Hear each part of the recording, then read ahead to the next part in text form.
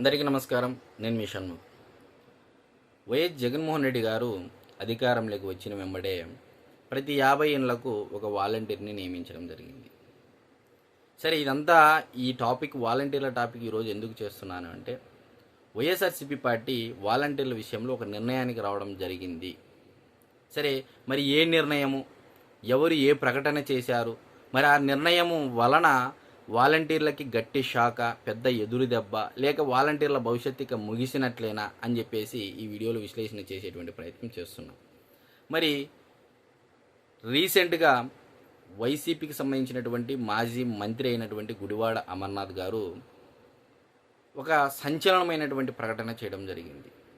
వాలంటీర్లు అనేది వ్యవస్థ వలన మన పార్టీ చాలా దెబ్బతినింది, సో వాలంటీర్లు అనేది మన పార్టీకి అవసరం ఉండదు అన్నట్లుగా ఆయన ఆ సంచలనమైనటువంటి వ్యాఖ్యలు అర్థం వచ్చేటువంటి విధంగా మాట్లాడడం జరిగింది. సరే, మరి వాలంటీర్లను నియమించినది జగన్మోహన్ రెడ్డి గారే. మరి ఇక్కడ నేను వాలంటీర్లను తప్పు పట్టట్లేదండి ఎక్కడ, ఎందుకంటే వాలంటీర్ల కష్టం చాలా ఉందని ఈ వీడియోలో కూడా నేను చెప్తా ఉన్నాను.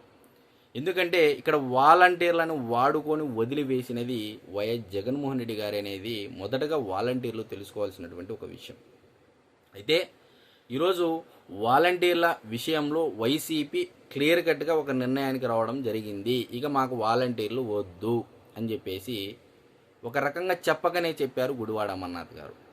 మరి మేము అధికారంలోకి వచ్చిన వెంటనే మళ్ళీ వాలంటీర్లను పర్మనెంట్ చేస్తాం, లేకపోతే 10,000 జీతం ఇస్తాం, లేకపోతే 15,000 జీతం ఇస్తామని ఒకవేళ చెప్పినా సరే ఇది హైకోర్టుకు వెళితే హైకోర్టులో ఈ కేసు నిలబడదు.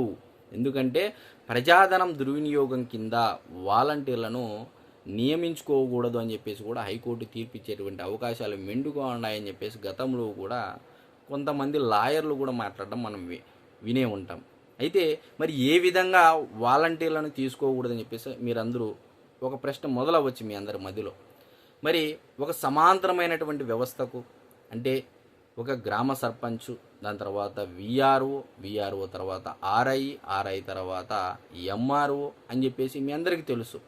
ఈ సమాంతరమైనటువంటి వ్యవస్థకు ఈరోజు ప్రభుత్వ ధనాన్ని వెచ్చించి మరొక వ్యవస్థను నిర్మించాలి అంటే ఇంకొక వ్యవస్థను దుర్వినియోగం చేసినట్లే. ప్రభుత్వ ధనాన్ని అంటే ప్రజలు కట్టేటువంటి పన్నులు ఏదైతే ప్రభుత్వానికి కడతారో ఆ పన్నుల డబ్బును దుర్వినియోగం చేసినట్టే. ఆ కింద హైకోర్టు ఖచ్చితంగా ఈ వాలంటీర్ల నియామకాన్ని తోసిపుచ్చుతుందనేది కూడా గతంలోనే మనం కొన్ని వాదనలు విన్నాం, కొంతమంది లాయర్లు మాట్లాడుతూ ఉంటే. మరి అటువంటి వాలంటీర్లకు ఈరోజు వైసీపీ పార్టీ నుంచి గట్టి ఎదురు దెబ్బ తగిలింది గుడివాడ అమర్నాథ్ గారు. మరి గుడివాడ అమర్నాథ్ గారు చెప్తే జరిగిపోతుందా? మరి ఆయన ఏమన్నా సుప్రీమా పార్టీలో అంటే మీ అందరికీ తెలుసు. మరి గుడివాడ అమర్నాథ్ గారు మంత్రిగా చేయడం జరిగింది. మరి ఆయన జగన్మోహన్ రెడ్డి గారికి అత్యంత సన్నిహితుడు అని చెప్పేసి కూడా చాలామంది చెప్తూ ఉంటారు.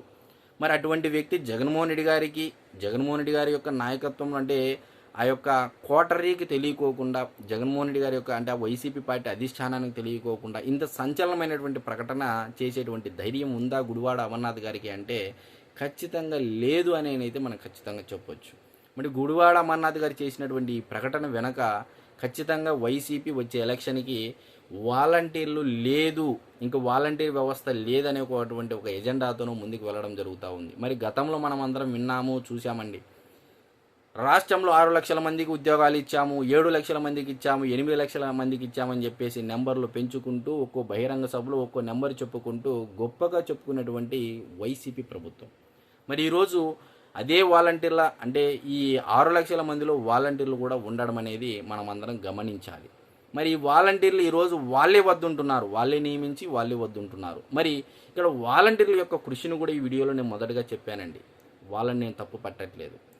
వైసీపీ ప్రభుత్వంలో వైసీపీకి సంబంధించినటువంటి పార్టీ పథకాల విషయంలో అయితేనేమి, సంక్షేమాల విషయంలో అయితేనేమి, ఒక రకంగా చెప్పాలి అంటే వైసీపీ హయాంలో వాలంటీర్లు జర్నలిస్టులుగా, సెఫాలజిస్టులుగా, ప్రభుత్వ సంక్షేమ కార్యక్రమాలకి బ్రాండ్ అంబాసిడర్లుగా, నథింగ్ బట్ ప్రచార సాధకులుగా ఎన్ని కార్యక్రమాలకు వాడుకోవాలి అంటే అన్ని కార్యక్రమాలకు వైసీపీ ప్రభుత్వం వాలంటీర్లను వాడుకోవడం జరిగింది. ఇక్కడ నేను వాడుకోవడం అనే మాట వాడుతున్నాను అంటే వారి యొక్క శ్రమను దోపిడీ చేశారనేది నేను ఇక్కడ చెప్పదలుచుకున్నాను. మరి వాలంటీర్లు అంత కష్టపడితే 5 ఏళ్ల కాల వ్యవధిలో వాళ్ళ జీతం పెంచకపోగా గౌరవ వేతనం అని చెప్పేసి వాళ్ళని కించపరచడం జరిగింది. ఒక రకంగా చెప్పాలి అంటే వైసీపీ ప్రభుత్వంలో వాలంటీర్లు వైసీపీ ఏజెంట్లుగా పనిచేశారనే అభిప్రాయం ప్రజల్లో ఎక్కువగా ఉంది కాబట్టే 2024 సార్వత్రిక ఎన్నికల్లో ప్రజలు తమ ఓటు హక్కు ద్వారా ఏ ప్రభుత్వానికి ఓటు వేయాలనేటువంటి నిర్ణయించుకోవడం జరిగింది కాబట్టి కూటమి ప్రభుత్వానికి 94% స్ట్రైక్ రేట్తో విజయావకాశాలు అంటే విజయాన్ని అందుకోవడం జరిగింది.